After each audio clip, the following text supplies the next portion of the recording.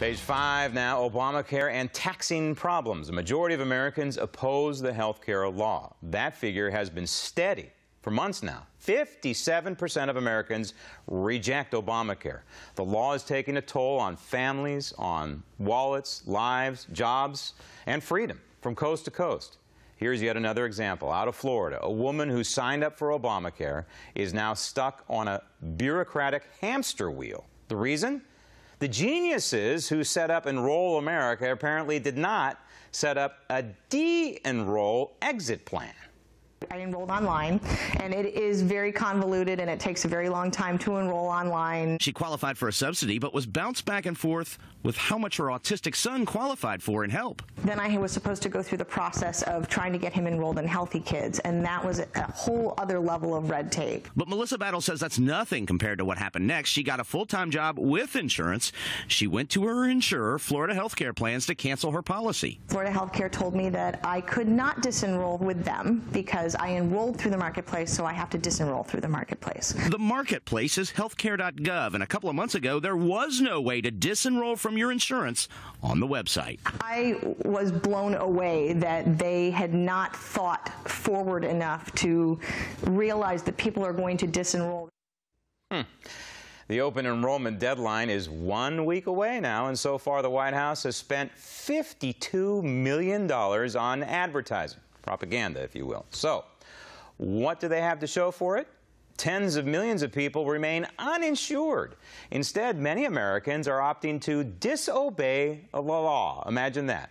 But what price will they pay? And how will the fines be collected? Joining me now, tax attorney Ronson Shamoun. Ronson, tell me, if you opt out and do not sign up for Obamacare, and you have no health insurance whatsoever, as it appears millions and millions of Americans are doing right now, what is the penalty? It's a minimum of either $95 or 1% of your income above $10,000.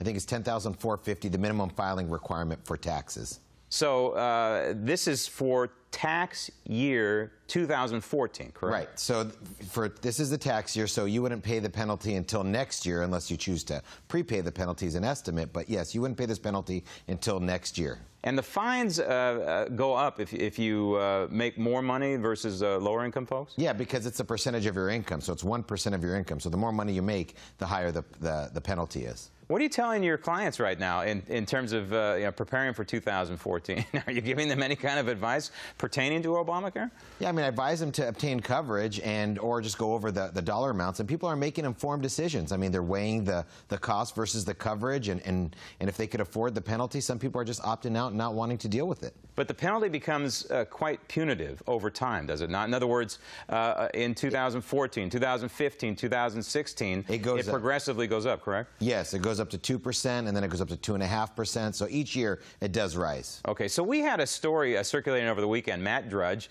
a well-known guy with an aggregating news website, said that he was paying his quarterly taxes, as individuals can do when they run a business. And when you pay quarterly taxes, you pay basically in advance. And he was estimating, including his Obamacare penalty, because he was not signing up for Obamacare. And that set off a firestorm from the White House saying, hey, he's lying, it's not true, it's not possible. How do you shake this whole thing out? The only thing I could think of is maybe he just paid an estimate. I mean, the last day for Obamacare signing up is March 31st. So there's no deadline until, there's no penalty until after March 31st. So he, as an estimated self-employed filer, he probably paid the penalty early so that he could not have to deal with it later, and now he wants to just complain about it over the air. But the bottom line is, if you're filing quarterly, and you have clients who are filing quarterly, yes, starting in the second quarter, which is, I guess, April 1, would you advise them to start factoring in the Obamacare penalty then? Yes, and if they're not a part of it, they should pay the estimated penalty. Okay. Is this, before I go any further, is this whole thing just a major headache for you tax types with Obamacare, or is it just another hurdle you have to deal with? It's definitely a headache. It's really hurting the self-employed people. They're really scared about that coming around in 2015. And then Obamacare also added the 0.9% Medicare tax for high-income earners and the 3.8% passive income capital gain tax through Obamacare. So a lot of wealthy people are complaining about it, and mostly the large business owners that have the employer mandate are really stressing about it coming up in a couple of years. The 3.8 you mentioned, that tax that's been added on for the capital gains, that affects what income level? $200,000 for an individual, $250,000 for a married couple. Okay, you make 200 grand in some parts of California or in New York City. That's not exactly a king's ransom, yet you're going to be hit if you happen to sell your condo that's worth $500,000 or $1 million. You're going to be paying a hefty sum there. Yes, it adds up a lot, 3.8% and the 0.9, so it's almost 5% more for high-income wage earners that in California and New York are really not that high income. Now, it's another item that's popping up. We, of course, know about the subsidies on Obamacare. You sign up, you're low income, you get a subsidy. But are there also tax credits out there for these same people that are getting subsidies? They're also getting tax credits? Yeah, well, for the individuals, if you're an individual and you're let's say a certain percentage above the poverty line, whether you're 2, 3, or 4 times above the poverty line, there is a federal tax credit if you're part of the exchange. So you're getting some money back from the government.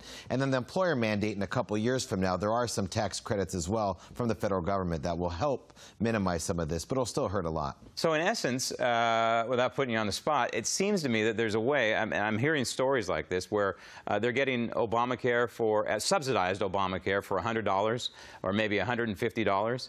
But they're getting a tax credit of like $200, maybe $250. We could see situations like that, right? So they're actually netting money on this thing. I haven't seen that. I mean, from what I've seen, the federal credit, you go down to the website, you input what you're making and what your premiums are, and it's usually a credit based upon the premiums. So I think they kind of thought about people not getting a little extra money, but I mean, it's panning out right now as things progress. Before I let you go, how are they going to collect? How is the federal government going to collect if I don't get money back from my tax return? They're still working that out as well. I mean, they've made statements that they won't levy, they won't lien, they won't seize, they'll only offset a refund. But as far as I know, for now, there isn't any other means besides seizing a refund unless they come out with new legislation later that allows them to garnish or take the money from your paycheck somehow. It's an absolute mess. Ronson, thank you for joining us. Thank you for having me, Graham.